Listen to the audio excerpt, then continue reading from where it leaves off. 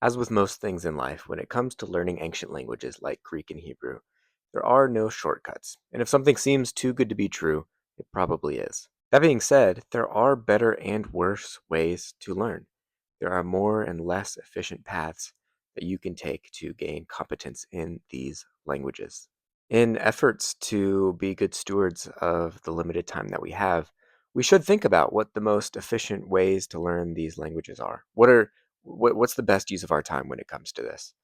Further, I don't know about you, but I don't have all day to sit around and learn languages. Like the time that I can put towards it, I really need it to count. Recently, I posted a video about learning vocabulary and the importance of that, and how we can use systems like Anki, spaced repetition systems, to make the most of our time learning vocabulary so that when we read the text, we can really get the most out of it. Today, I want to talk about a different sort of strategy that I like to use, one of a secret weapon for me when it comes to gaining competency in Greek and Hebrew, or any other ancient language for that matter. The secret, the strategy is rereading, reading over and over and over and over again. It's not sexy, it's not always that exciting, but man, it works. Let's talk about rereading today and why it's so important for building language competency.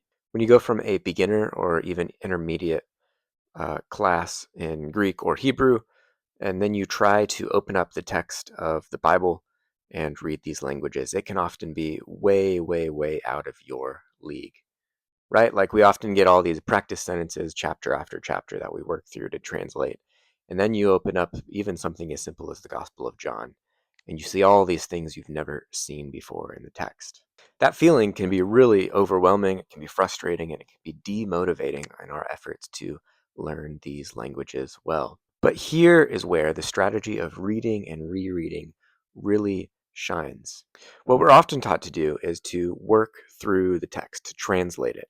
And this is often tedious, it takes a lot of time, but we spend all these hours working through a text that is above our level, and then we walk away with a translation. We've done the hard work of understanding every single little part of the text. This is intensive reading. Intensive reading is where we slow down and really try to understand every single little bit of ink on the page. And this is valuable. We need it. We need intensive reading. It helps familiarize us with various forms and grammatical features within the text. But don't get confused. That is not necessarily reading. Like when I say I want to sit down and read my Greek New Testament or Hebrew Bible, I don't just mean I want to be able to read it intensively and be able to talk about what every single feature is about. I want to sit down and read it like I would read English. That sort of reading that feels really easy, it's really fast. You read long stretches and you get the full picture of what's going on in the text. This is extensive reading, and we need that kind of reading too. The problem is when we encounter these texts in the New Testament or the Hebrew Bible, what often happens is that they're above our levels, so they are only accessible to us through intensive reading, through this sort of slow, arduous process where we have to look at every single little thing for long periods of time. But in order to be good at extensive reading, we have to have tons of practice with it. We have to do it over and over and over again, read really easy text. It's a skill that we have to build up. One way that we can bridge that gap from intensive reading to extensive reading is by taking a text that at first is above our level. Say you're reading John chapter 5, and you work your way through the chapter. It's very slow.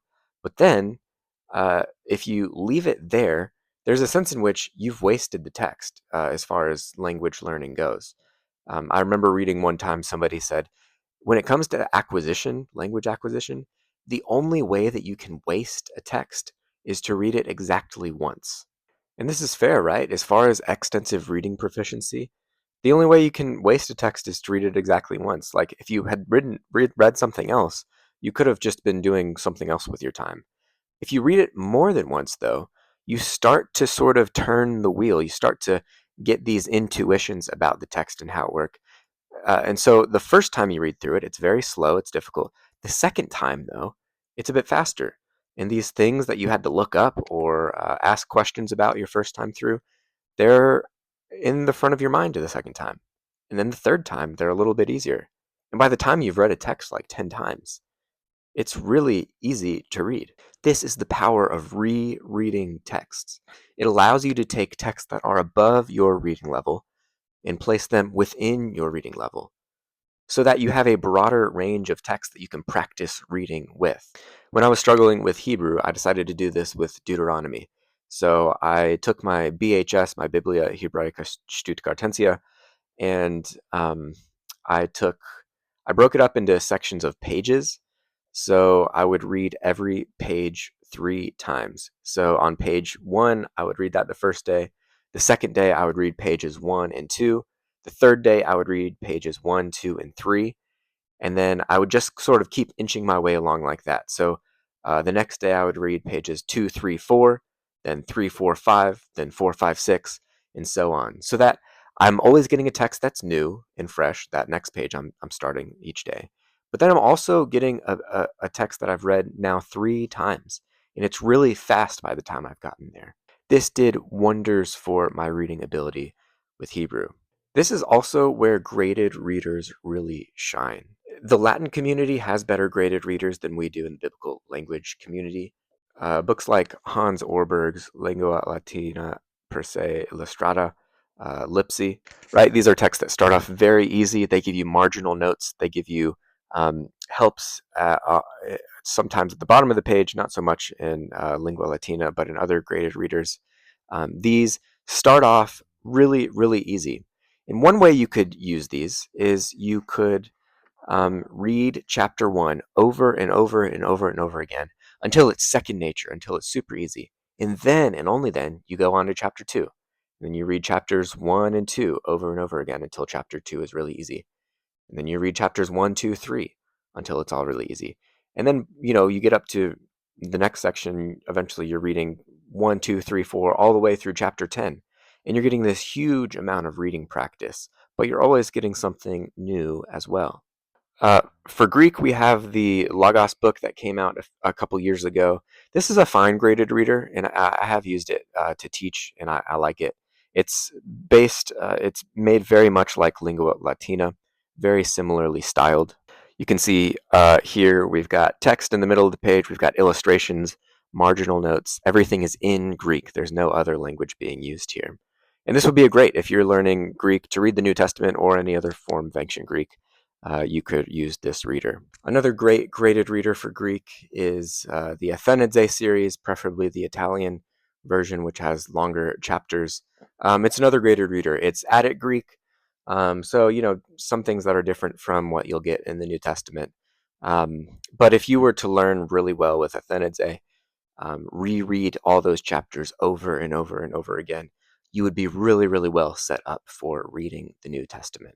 You might think that this is a huge waste of time, like there are more efficient ways to get to the end goal of reading a text, and there might be. But if you do this with text, with a broad range of text over and over and over again, you could do this with the Gospel of Matthew.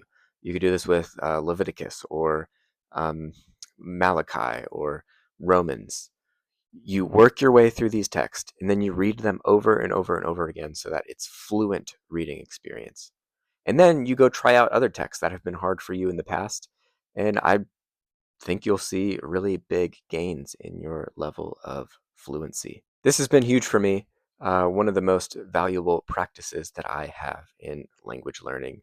When you do this, you start to develop intuitions for the text that are really hard to come up with otherwise.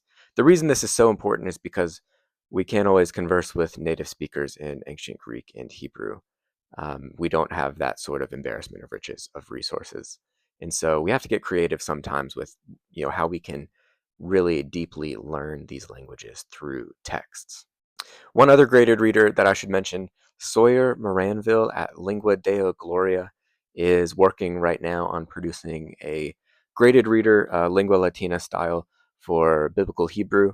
He's got a few chapters up. If you go check out his website, you can download a PDF for free. It's really great. We need that really, really badly in the Hebrew learning community. So go support that work. Sawyer's doing great work over there, and we should all be supporting that. Lingua Dea Gloria gives away everything for free, so please join in supporting that kind of work. Let me know in the comments if you have used rereading as a technique for developing language fluency in Greek, Hebrew, or some other language. I really think this is a super underrated strategy to get proficiency in these languages. I've benefited a ton from it, and I hope this is helpful. And try it out. Use one of the strategies that we talked about. I don't think you'll regret it. It's not super fast. It's not sexy. It's not always the most exciting, but the long-term gains are huge. So keep learning. Hope you have a good one.